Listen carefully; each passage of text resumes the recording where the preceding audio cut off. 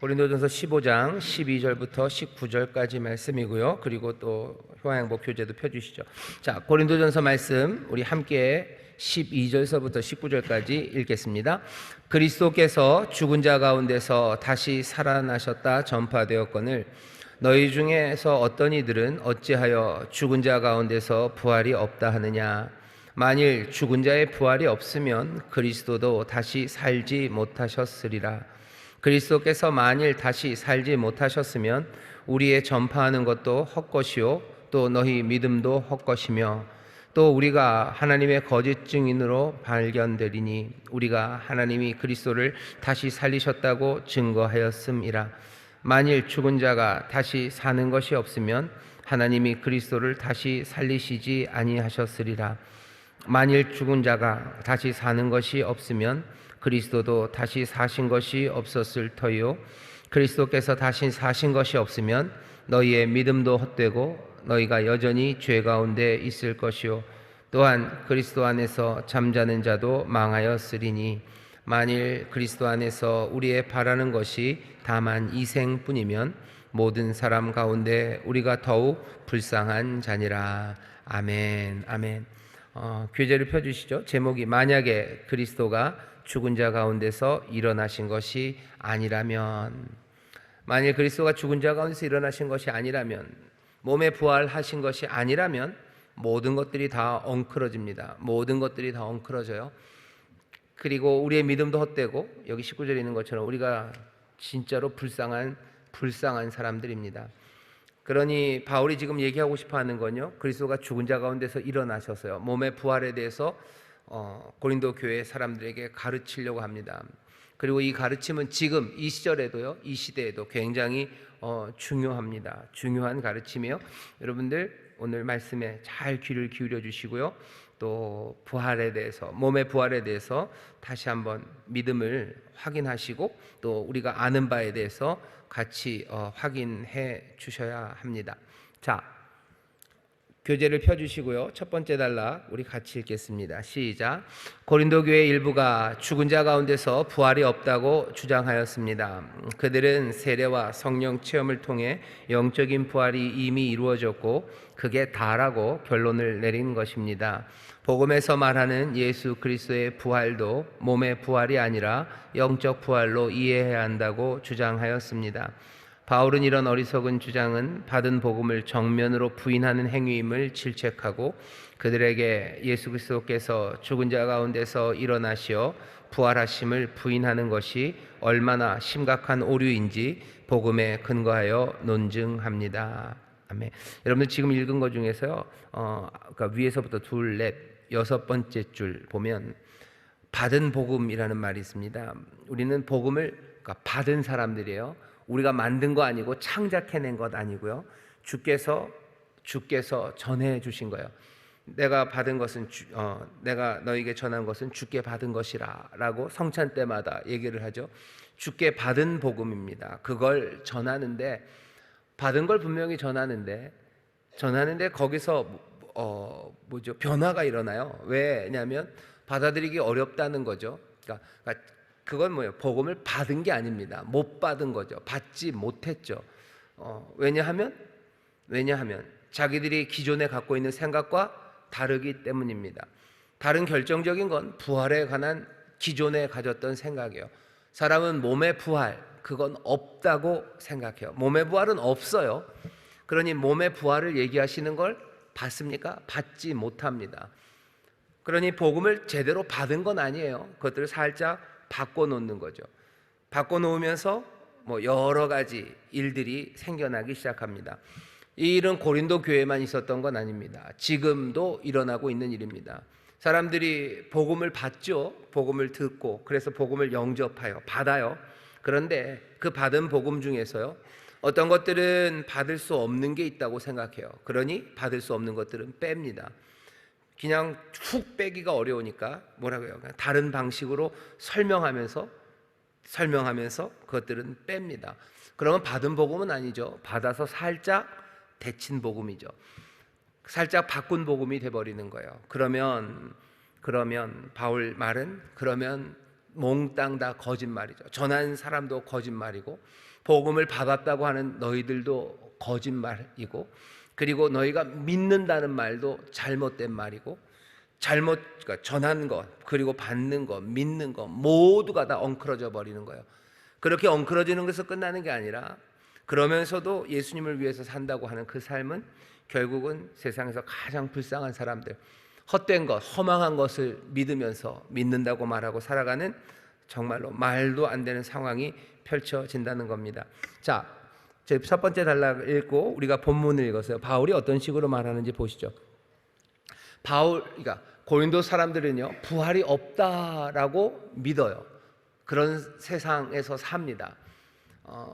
부활은 없어요. 죽은 사람이 어떻게 살아나냐? 못 살아나지 라는 게 변하지 않아요. 그러니 죽은 사람이 살아난다는 걸 못 믿으니까 예수님도 이 땅에 인생으로 오셔서, 인간으로 오신 예수님도 부활했다라고 인정하지를 않아요. 몸의 부활을 인정하지 않기 때문에 여러 가지 이단들이 생겨납니다.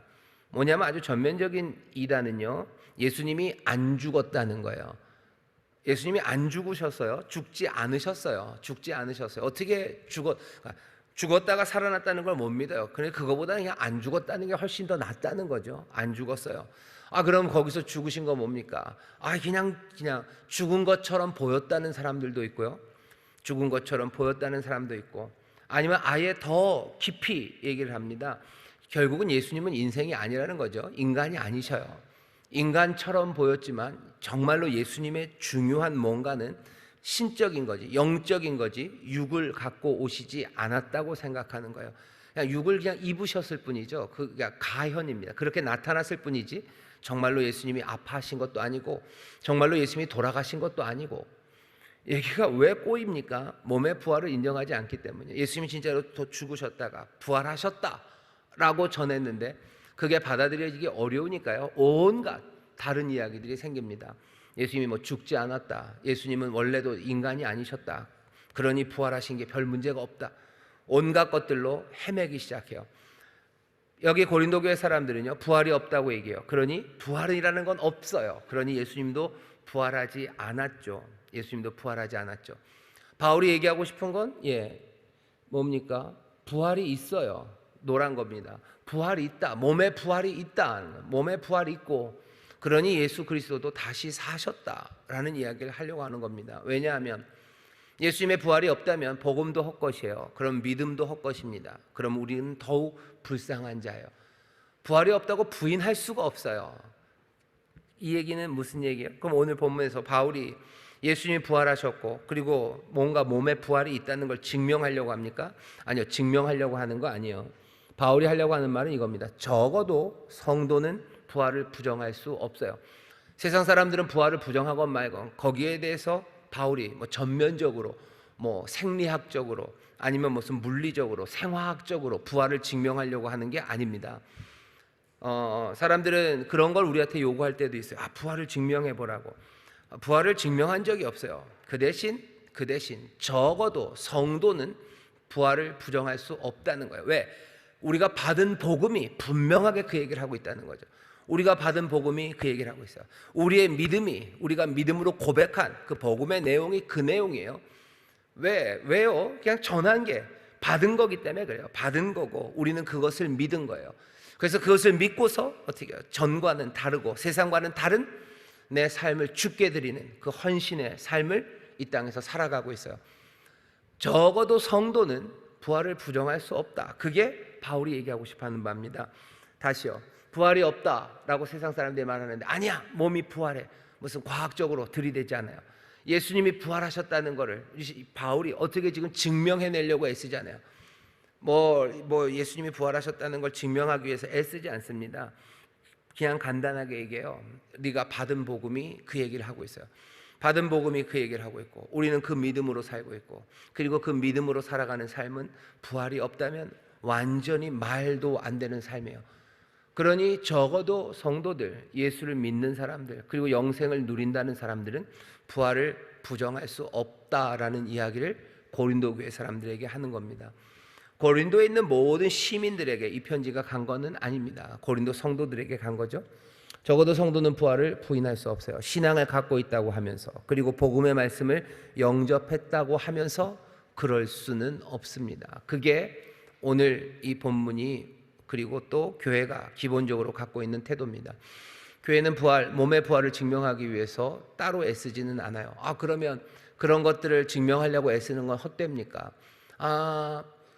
제 생각에는요, 교회 안에서 믿음이 훌륭한 과학자들, 아니면 어쩌면 정말로 의료, 아니면 생화학자들, 여러 가지 설명할 수 있는 방식으로 몸의 부활을 설명할 수 있는 걸 찾아내려고 하는 시도들, 그 시도들까지 나쁘지는 않습니다. 그래서 이 몸이 부활할 수 있다. 사실은 그거 얘기할 수 있는 방법들이 많아요. 무슨 에너지, 무슨 물리적으로 뭐죠? 미립자 이런 거 얘기하면서 결국은 에너지, 그리고 물질 이런 거 설명하다 보면 생명이라는 것이 그렇게 간단하지 않다는 걸 사람들이 압니다. 그러면서 생명의 신비, 아니면 뭐라 해야 되나요? 한 정체성을 가진 무언가, 사람의 의식, 이런 것들에 대해서 이야기가 더 진행될 수 있어요. 그래서 몸의 부활, 이런 것도 어쩌면 가능할 수 있겠다. 적어도 그것들을 닫아놓는 게 꼭 과학적인 것만은 아니다라고 얘기할 수 있는 얘기의 장은 있습니다. 그런 시도들이 나쁘지는 않아요. 그런 시도 할 수 있습니다. 하지만 그건 그쪽에서 할 수 있는 이야기예요. 바울이 오늘 모든 성도들에게 먼저 얘기하는 바는요, 그러니까 모든 성도들이 다 그거 에너지, 무슨 물질, 그런 거에 대해서 다 따라갈 필요는 없어요. 하지만 분명한 건, 적어도 성도는 그리스도 안에서 믿음으로 하나님 자녀된 사람들, 그 사람들이 부활을 부정할 수는 없다라는 이야기. 여기서 먼저 한번 뚜껑을 딱 닫는 거예요. 부활을 부정하는 성도, 그건 있을 수 없어요. 그것을 설명하기 위해서 애써갈 겁니다. 내가 믿는 바를 설명하기 위해서 애쓰는 과정, 그 과정까지 할 필요 없다라고 말하지는 않아요. 하지만 적어도 부활을 부정하면서 믿음의 사람이라고 말할 수는 없습니다. 그게 바울이 전하려고 하는 바고, 어쩌면 이 시대에 우리가 들어야 하는 바입니다. 그게 바울이 지금 여기서 하려고 하는 시도들이죠. 자, 조금씩 더 얘기를 해봅시다. 첫 번째, 그리스도도 다시 살지 못하셨으리라. 우리 같이 한번 읽어보겠습니다. 시작. 부활이라는 것이 없다면 예수님은 죽음을 이기고 승리하신 것이 아니게 됩니다. 예수 안에 있는 진리는 하나입니다. 연결고리로 결합된 진리입니다. 진리의 하나라도 부인하게 되면 전체 구조가 뒤죽박죽 무질서해지게 되고 무너지게 됩니다. 복음의 진리는 논증의 여지 없이 지켜져야 합니다. 현 시대의 풍부한 지식과 자유로운 선교를 위해 이것저것 변형하고 함축적으로 의미를 훼손하면 잘못된 신학과 교회가 될 수밖에 없습니다. 이것을 자유주의 신학이라고 하는데 결국은 거짓됨으로 끝나고 마는 것입니다. 진리의 하나라도 부인하게 되면 전체 구조가 뒤죽박죽해져요. 뭐냐면 예수님이 우리의 죄를 위해서 죽으셨다. 그건 받아들이기가 좋아요. 왜? 죽는 거는 가능한 일이니까요. 예수님이 우리의 죄를 위해, 사실 그것도 만만한 일은 아닙니다. 어떻게 한 사람에게 모든 죄가 다 전가돼서 죽었을까? 그래도 죽었다는 것에 대해서는 별로 할 말이 없어요. 죽을 수 있죠. 그러니 가능해요. 그러니까 예수님 죽으셨다는 거 받아들여요. 예수님이 죽으셨는데 그 죽으심이 우리의 죄를 사하시려고, 우리에게 자유함을 주시려고 우리를 위해서 죽으셨어요. 거기까지 받아들입니다. 사실은 모든 죄를 다 감당하고 죽었다는 것도 받아들이지 못하는 사람들이 있어요. 그런 사람들은 그냥 어떻게 얘기합니까? 그냥 하나님께서 좋은 사람, 좋은 본을 하나를 보이는 거죠. 하나님의 아들이 사람이 어떻게 살아야 되는지에 대해서 좋은 모델 하나를 보여주신 거예요. 정말 멋진 삶, 세상과는 다른 특별한 삶이 여기 있다라고 보여주셨다는 거죠. 그러니 예수님의 죽으심을 보면서 인생에 대해서 깨닫는 거예요. 저렇게 멋진 삶이 있구나. 저렇게 의로운 삶이 있구나. 저렇게 희생하는 삶이 있구나. 그러면서 그렇게 따라가는 게 우리의 삶을 바꾸는 방식이라고 가르치기도 해요. 왜? 모든 죄를 다 담당하셨다는 게 설명이 안 되기 때문이에요. 이 세상엔 그런 건 없어요. 그 대신 뭔가 멋진 사람이 있으면 따라가는 거, 그건 가능합니다. 죽는 것도 가능하고 따라가는 것도 가능해요. 그러니까 어디까지 밀려가요? 그냥 모델 하나가 온 거예요.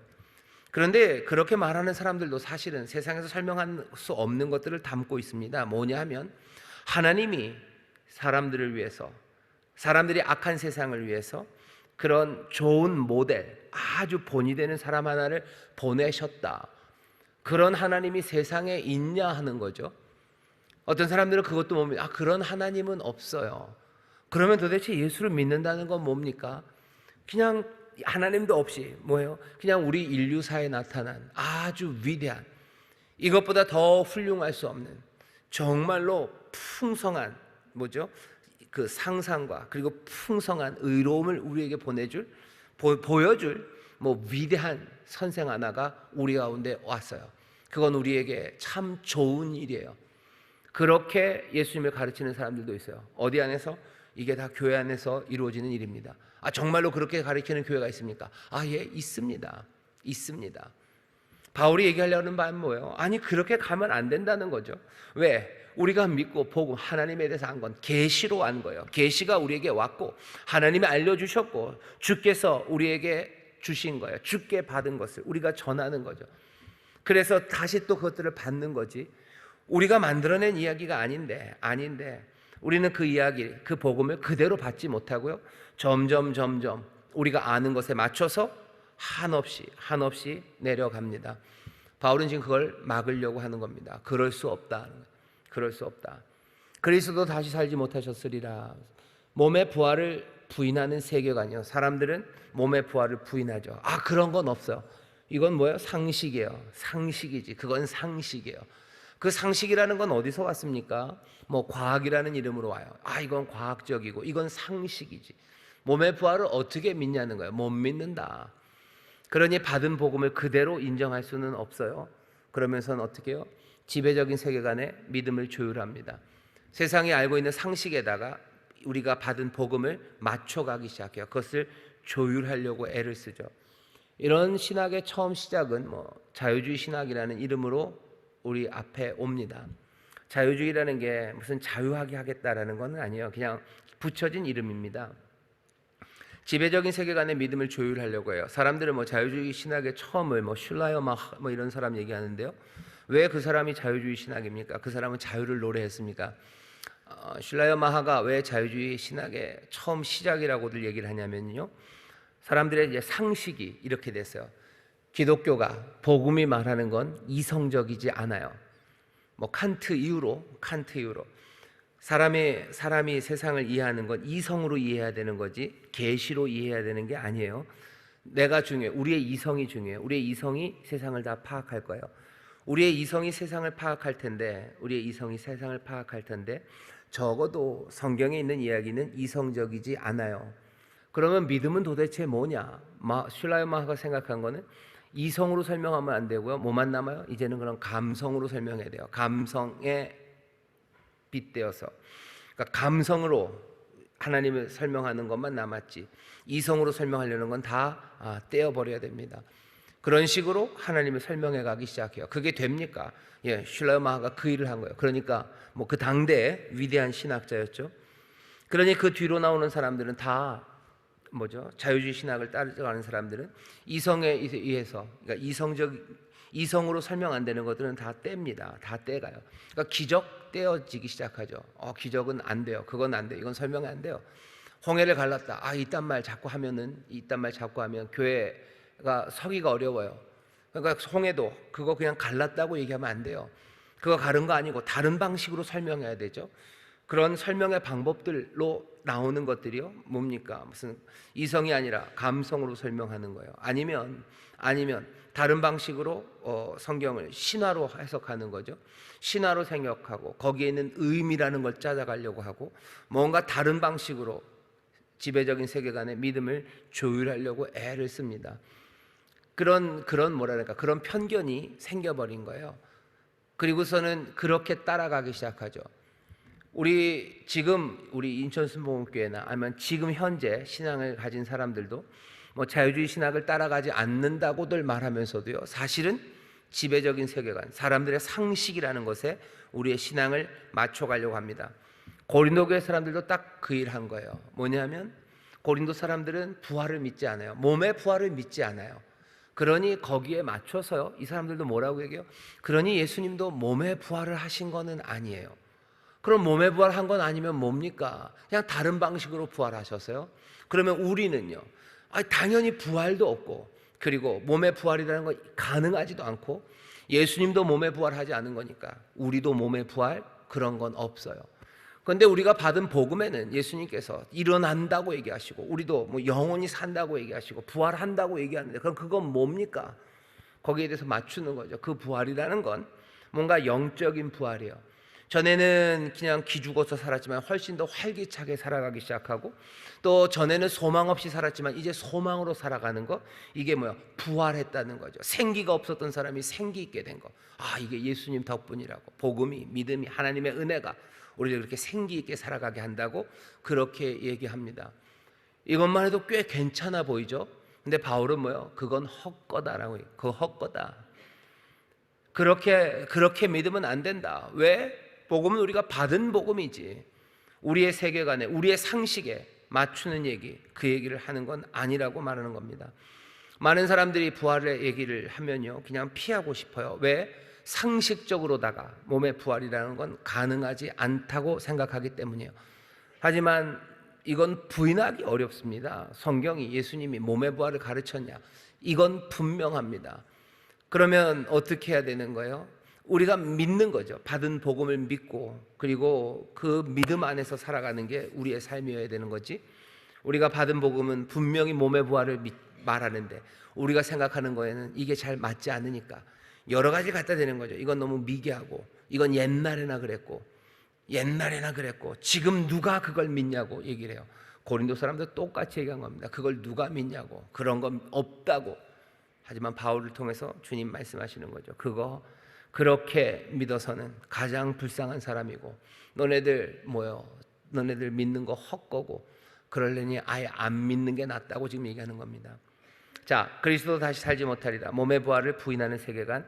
지금은 어떻습니까? 지금도 세상 사람들은 몸의 부활을 믿습니까? 아니요, 안 믿어요. 조금 이상한 사람들이 좀 믿기는 해요. 그러니까 사실은 그 이상한 사람들과 우리가 좀 비슷합니다. 그러니까 사람들이 그 이상한 사람들 뭐라고 그러듯이, 예수 믿으면서 몸의 부활을 믿는 사람들을 뭔가 이상하게 얘기를 하죠. 하지만 어쩔 수 없어요. 그건 우리가 감수해야 되는 겁니다. 언제? 우리가 복음을 믿기 시작하고 예수님을 믿기 시작했을 때 그렇게 될 거라는 걸 몰랐다면 여러분들 이제라도 아셔야 돼요. 몸의 부활을 믿는 사람들이 우리들입니다. 우리가 받은 게 그렇습니다.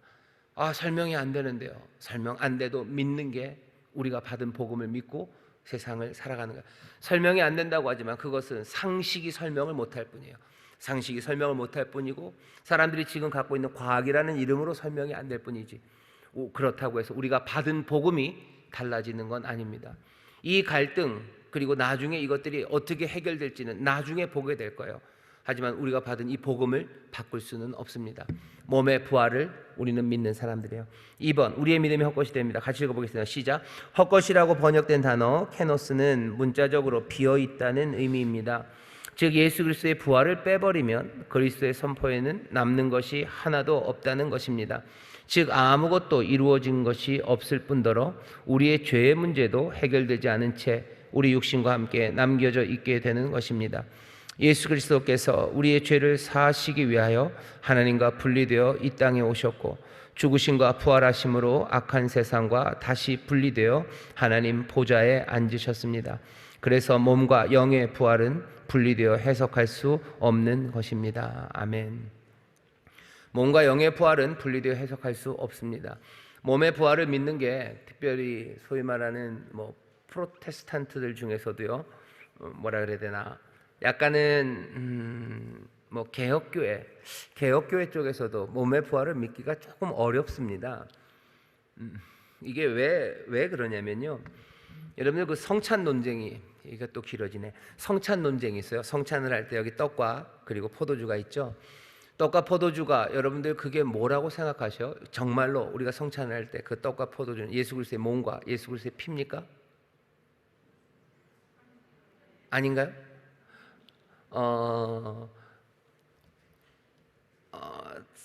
사람들이, 그러니까 각각의 그 종교 뭐라 해야 되나, 그 기독교 그 교파 내지는 교단별로 성찬을 가르치는 태도들이 좀 달라요. 그리고 또 그 교파 내지는 그 종단 안에서 있는 모든 교회들, 모든 성도들이요, 또 그 기본적인 그 종파 아니면 그 종단의 가르침을 다 동의하는 것도 아니지만 적어도 성찬에 대해서 사람들이 갖고 있는 태도들을 이렇게 쭉 줄을 세워 보면, 여기 뭐 카톨릭이 있어요. 이 사람들은 그냥 그 떡과 그 피, 포도주가요, 예수님의 살과 피라고 생각합니다. 뭐 그런 사람들이 있어요. 정말로 살이에요. 그리고 정말로 피예요. 우리 교회도 그렇게 생각하시는 분들 꽤 많으셔요. 그죠? 이건 정말로 살이고 정말로 피예요. 특별히 우리 권사님들 성찬 준비하시는 분들 계셔요. 그분들 보면 그 떡 그리고 그 포도주 준비하실 때요, 아주 정성껏 하십니다. 예수님의 살을 대하듯이, 예수님의 피를 대하듯이 그렇게 해요. 정말로 살인 것처럼, 정말로 피인 것처럼. 그러니 성당에서는 그 떡을 나눠줘요. 그리고 그 잔은 사제만 마십니다. 남는 건 어떻게 해요? 버릴 수도 없어요. 버릴 수 없어요. 그러니까 어떻게 해요? 그냥 다 마셔요. 그래서 신부님들이 포도주를 취해서 맨날 싸우는 그래서 다 마셔요. 근데 술이 좀 세신 분은 다 마시겠지만 다 세지 않으시죠. 그분은 어떻게 해요? 할 수 없습니다. 성당 뒤에 가면 그거 이렇게 잘 묻어요. 그냥 하수도에, 싱크대에 버리지 않아요. 그 떡 그냥 아무데나 음식물 쓰레기로 그렇게 치우지 않습니다. 왜? 그건 예수 그리스도의 몸과 예수 그리스도의 피이기 때문이에요. 루터 그쪽 조금만 넘으면요, 루터란 쪽에서, 루터교 쪽에서는 어떻게 생각하냐면요, 그냥 성찬을 하는 그 시간에 바뀌어요. 그 전에는 그냥 떡이고 그 전에는 피예요. 포도주예요. 떡이고 포도주지만 성찬하는 그때는 정말로 예수님의 살이 되고 정말로 예수님의 피가 된다고, 정말로 변한다고 루터란 안에서 가르쳐요. 다시 루터교 안에서도 루터교 성도들이 다 이 생각을 다 동의하냐, 그렇게들 하냐? 그렇지는 않습니다. 하지만 기본적인 교리 자체는 그래요. 그 순간에 변해요. 여러분들은 어느 쯤이세요?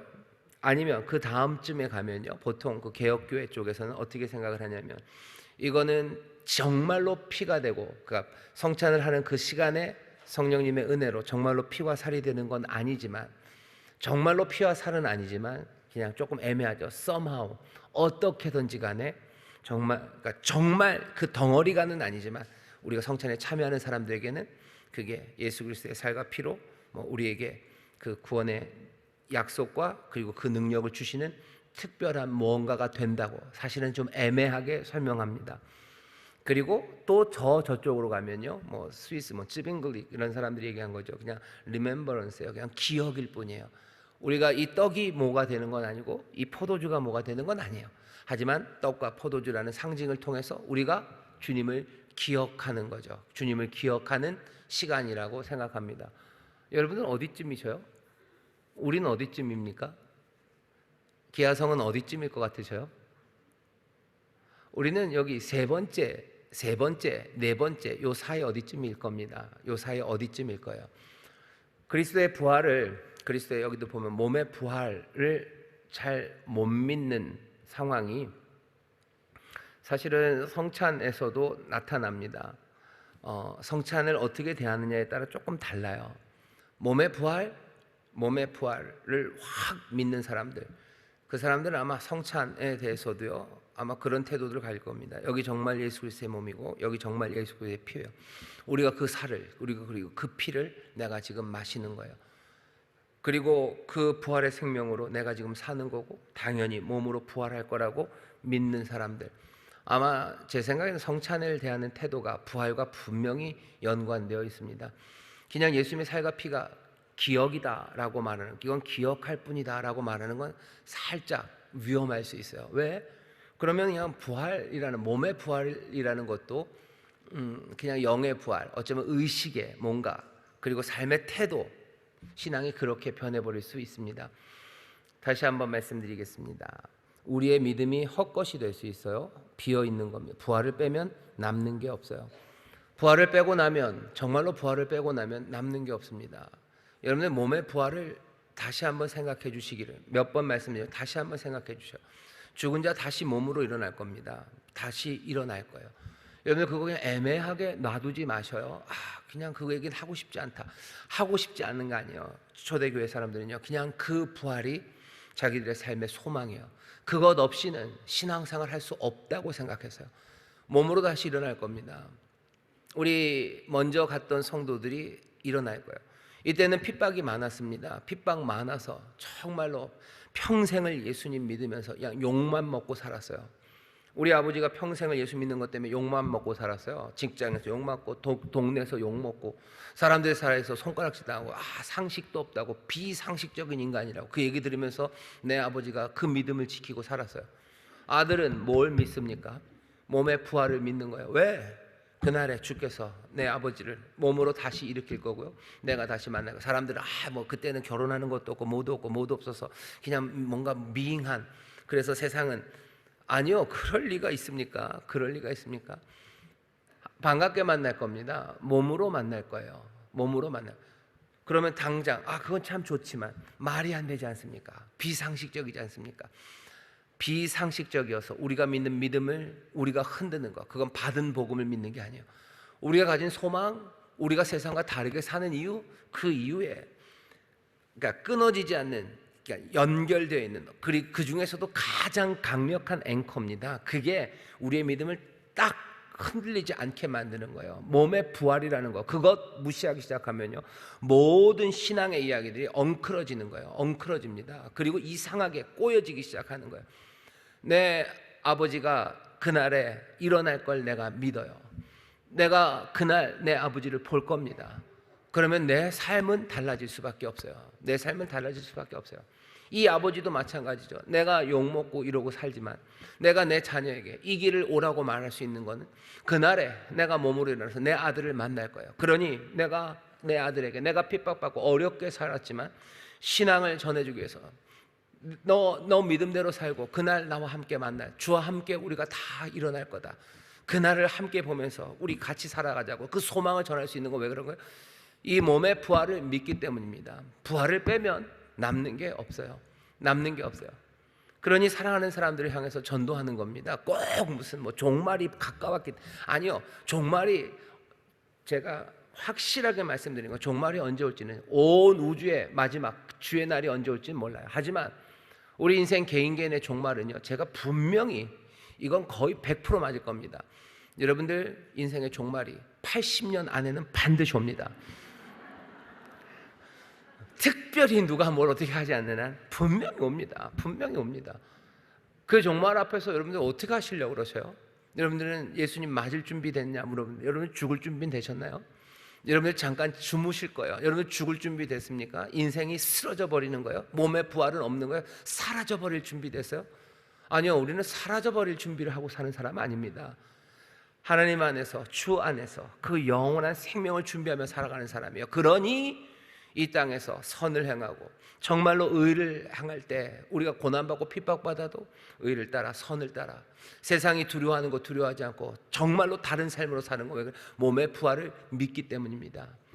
여러분들 이 믿음, 이건 받은 복음이에요. 받은 복된 소식이에요. 이 복된 소식을 놓칠 수 없습니다. 세상이 그게 상식이 아니라는 것으로 여러분 놓치죠. 예수 믿는 사람들이 부활만 비상식적으로 살지 않아요. 우리는 결국은 부활을 믿는 사람들이고 그 안에 있는 은혜와 그 능력을 믿기 때문에요, 세상에서는 비상식적입니다. 그럴 수밖에 없어요. 지난주에도 설교했죠. 와서 사람들이 물어볼 겁니다. 왜? 얘기가 다른 사람들이기 때문에 그래요. 하늘로부터 난, 거듭난 사람들, 하늘로부터 난 사람이에요. 하늘에서 온 사람들입니다. 그 얘기는 이 땅에서는 낯설어요. 사람들이 우리를 굉장히 낯설어합니다.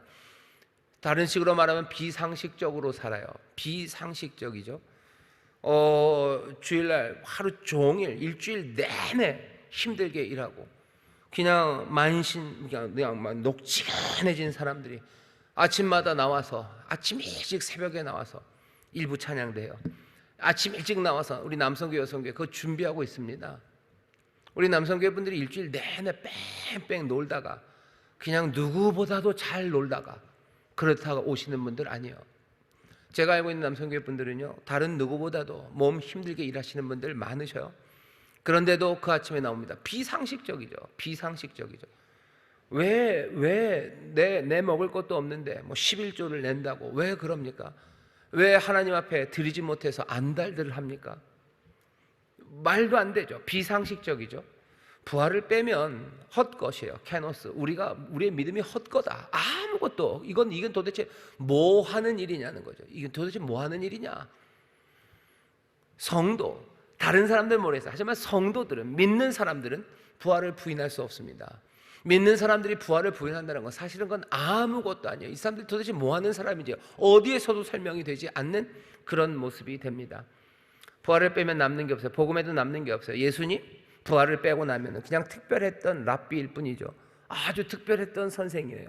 보통은 잘난 사람들 다 데려다 가르칠 텐데 조금 못난 사람들, 여자들, 뭐 이런 사람들, 병자들, 이런 사람들 가르쳤던, 어쩌면 조금은 특별했던 랍비, 그거 말고 남는 게 뭐가 있습니까? 예수님도 부활하지 않으셨다면 그냥 조금 오버한 선지자예요. 선지자들 하나님 말씀 전하고 경고하고 뭔가 능력도 행하고 기적도 행하죠. 하지만 그냥 너무 오버가 심해서요, 확인되지 않는 약속들만 남기고 그냥 뭐 부활이니 뭐니 뭐 대단한 약속들을 남긴, 약간은 그 선지자 역사 안에서 아주 특별하게 오버한 선지자로 남을 그냥 그 정도일 뿐입니다. 하지만 부활하셨다라고 하면 이건 얘기가 전혀 달라지는 거예요. 그분이 했던 모든 놀라운 약속들, 전에 누구도 줄 수 없었던 그 모든 약속들이 정말로 참되고 신실하게 우리 가운데 이루어질 것들, 그것들이 확인되는 시간이에요. 그분이 부활하심으로 그냥 특별했던 랍비가 아니라 하늘로부터 온 말씀이시고 하나님의 아들이시고, 그래서 우리를 구원하실 우리의 주가 되시는 그 놀라운 분이시라는 게 확인되는 거예요.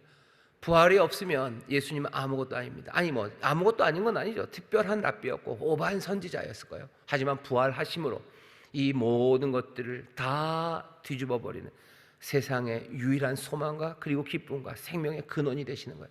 우리도 이 예수님을 믿지 않는다면 그냥 특별한 선생 쫓아다니면 돼요. 그냥 이것저것 살다 쓰러져 가면 돼요. 하지만 우리는 그럴 수는 없습니다. 이 부활의 주님을 믿는 사람 당연히 몸의 부활을 믿으며 그 소망으로 살아갑니다. 여러분 다시 한번 깊이 생각해줘. 사람들은 비상식적이라고 얘기할 겁니다. 하지만 아닙니다. 우리가 받은 복음은 몸의 부활을 분명히 얘기해요. 우리 다시 일어날 거고, 그리고 그 일어나는 근거는 뭐예요? 이미 우리 안에 그 부활의 생명이 살아있기 때문이에요.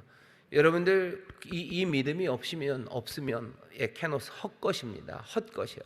부활의 생명이 어디 있습니까? 죽을 때 주십니까? 왜 죽을 때 주십니까? 예수님 믿을 때 영생을 얻어요. 우린 지금 그 생명으로 살아요. 지금도 하나님의 자녀로 살아가는 거고, 왕같은 제사장으로 살아가는 거고, 거룩한 백성으로 살아갑니다.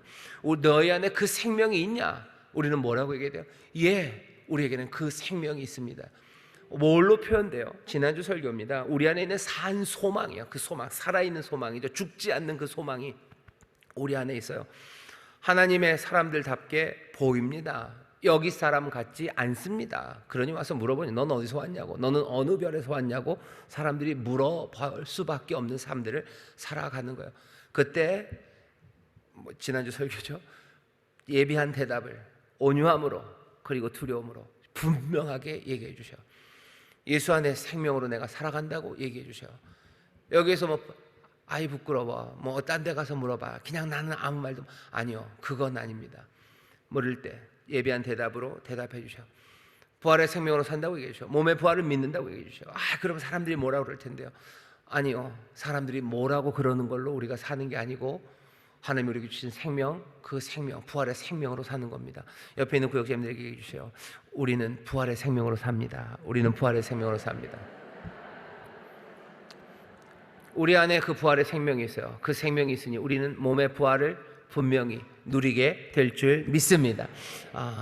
시간이 없네요. 모든 사람 가운데 더욱 우리가 불쌍한 자니라. 읽겠습니다. 이 땅에서 잘 살려고 하나뿐인 이 땅에서의 생명을 내놓는 어리석은 사람들. 우리가 부활을 안 믿는다면 그런 거예요. 이 땅에서 잘 살려고 하나뿐인 이 땅에서 생명을 내놓아요? 내 삶을 다 헌신해요? 남는 게 아무것도 없는데? 아니죠. 영원한 삶, 몸의 부활을 믿기 때문에요. 헛것에 삶을 내어주는 사람들 많습니다. 헛것에 삶을 내어줄 수 없어요. 우리는 몸의 부활을 믿으며 그 삶을 살아갑니다. 부활을 믿는 사람들은요, 가슴 벅찬 소망과 사랑으로 삽니다. 핍박과 조롱에도 아랑곳 않습니다. 세상이 두려워하는 것을 두려워하지 않습니다. 이 사람들이 영원한 생명을 누립니다. 언제요? 지금, 그리고 또 오는 세상에서 누릴 겁니다. 몸의 부활을 믿는 사람들은 지금 영원한 생명을 누려요. 그리고 오는 세상에서 누릴 겁니다. 여러분들 앞서 가셨던 구역장님들, 먼저 돌아가신 우리 사랑하는 권사님들, 장로님들 몸의 부활로 분명히 만납니다. 그리고 여러분들 자녀들, 그리고 여러분들이 사랑하는 구역원들, 여러분들 주가 오시는 그날에 우리가 몸의 부활로 분명히 만납니다. 그 소망이 우리를 이 땅에서 힘있게 살아가게 하고 우리 안에 있는 부활의 생명이 무언지 이 땅에서 꽃피어 보여줍니다. 하늘에서부터 난 사람들이에요. 우리 거듭난 사람들입니다. 거듭난 하늘로서 난 자들이에요. 우리 하늘 천국의 시민권을 가진 사람들입니다. 세상의 생명과 다른 생명으로 내가 지금 살아가고 있어. 까봐라. 까짓것. 까보기는 까보겠는데 너네들 좀 시간이 걸린다고 얘기해 주셔요. 단박에 까지지는 않아요. 하루하루 우리를 보라고 얘기해 주셔요. 그리고 그 말에 대해서 내가 가진 부활의 생명, 하나님이 예수 그리스도 사랑하는 주님을 통해서 은혜와 사랑으로 우리에게 주셨다고 말하고 보라고 얘기하셔. 와 보라, 우리 삶을 보라고. 이 묘하고 신비하고 풍성한 삶을 보겠다면 얼마든지 와서 보라고. 이 생명이 어떻게 펼쳐가는지 보라고 얘기해 주십시오. 그리고 그 일을 우리가 교회가 서로 격려하며 증거하는 겁니다. 그게 세상의 빛이 되고 세상의 소금이 되고 세상의 생명이 될 거예요. 우리를 그렇게 이 땅에 복으로 부르셨습니다. 다시 한번 우리 사랑하는 인천수목회 모든 구역장님들, 몸의 부활, 그리고 그 부활의 생명이 우리 안에 지금 역사하고 내가 지금 그 생명으로 살아감을 분명히 붙잡으시기를 주의 이름으로 축원합니다. 한 걸음 내딛기만 읽겠습니다. 시작. 우리는 몸의 부활을 믿습니다. 죽은 자들이 부활의 몸으로 일어서게 될 것을 믿습니다. 이것을 증명하며 살아가는 것이 신앙인입니다. 의심하고 부인하는 것은 그리스도의 신앙으로 사는 사람이 아닙니다. 우리는 몸의 부활을 어떻게 증명하며 살아갈 수 있을까요? 부활의 생명의 능력이 어떻게 확인될까요? 분명하게 기억하세요. 적어도 신앙의 사람들은요, 몸의 부활을 부인하면 안 됩니다. 믿는 사람들은 몸의 부활을 믿는 사람들입니다. 받은 복음이기 때문입니다. 그리고 어떻게 해요? 그 생명을 증거하며 살아갑니다. 그게 우리가 살아가는 삶의 일이에요. 왜 당장 안 데려가십니까? 이 땅에서 그 생명을 증거하라고 우리를 부르셨죠. 증인으로 부르셨습니다. 성령의 능력이 함께 하셔서 우리를 거룩하고 흠이 없고 의를 향해 걷고 선한 일에 최선을 다하는, 세상을 두려워하는 것 두려워하지 않으며 오직 주님만을 두려워하고 예배하면서요, 우리는 그렇게 복된 삶을 살아가는 사람들입니다. 이 기적을 함께 누리고 이 생명 안에서 더욱더 충만해져가는 우리 모두가 되시기를 주의 이름으로 축원합니다. 제가 기도하기 하나님 감사합니다. 우리 사랑하는 인천수목회 구역장들, 이 복음을 분명하게 붙잡고 또 이 복음으로 살아가게 하여 주옵소서. 부활의 생명이 우리 가운데 역사합니다. 몸의 부활을 믿습니다. 주여, 그 믿음 안에서 정말로 새 소망을 그리고 새 능력을 받아 누리는 우리 복된 구역장들이 되게 하여 주시옵소서. 이 복음을 또한 주께 받은 것을 우리 사랑하는 구역원들에게 전하기를 원합니다. 이 생명을 또한 우리가 함께 증거하며 나가기를 원합니다. 성령님, 우리에게 권세와 능력을 더하여 주시옵소서. 지혜를 주시고 거룩하게 살 아버지 하나님 인도하심을 주시고 우리의 마음을 새롭게 하심으로 정말로 이 부활의 생명을 따라 하나하나 생명을 꽃피우며 살아가는 우리 모두가 되게 하여 주옵소서. 감사드리며 예수님 이름으로 기도하옵나이다. 아멘.